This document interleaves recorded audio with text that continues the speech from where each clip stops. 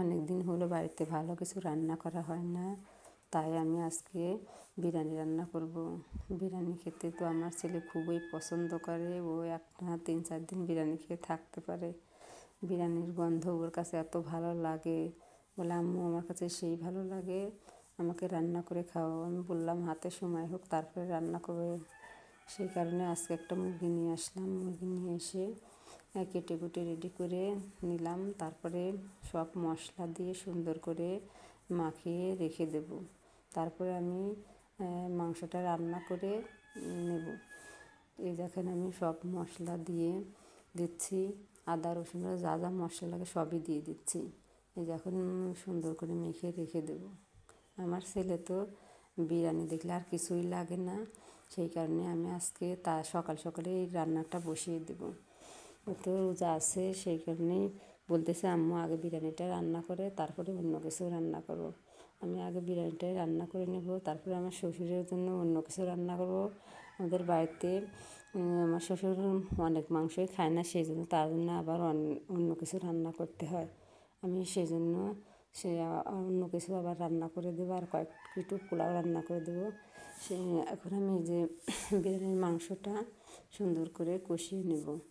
এই দেখেন কষিয়ে নিয়ে তারপরে রেখে দেবো, তারপরে আমি পোলাওটা রান্না করে নেব। এই যে মাংসটা তেলের মধ্যে দিয়ে দিলাম, অনেকক্ষণ রেখে দিয়েছিলাম মশলা দিয়ে মেখে, এখন আমি রান্না করে নেব। আমার রান্নাটা কেমন হচ্ছে কমেন্টে জানিয়ে দিন। এই যে আমি তো অনেক দিন রান্না করি না, মেলা দিন পর রান্না করলাম, কেমন যে হবে জানি না। এই যে এখন একটু পেঁয়াজ ভাজা দিয়ে দিলাম আর জিরার গুঁড়াটা দিয়ে দিলাম। আমি আগে থেকেই জিরাটা গুঁড়া করে রেখে দিয়েছিলাম। মাংসের কালারটা মনে হচ্ছে খুব সুন্দরই হয়েছে। এখন আপনাদের কাছে কেমন লাগতেছে আমাকে জানিয়ে দিন। এই যে আমি এখন পোলাওটা রান্না করে নেব।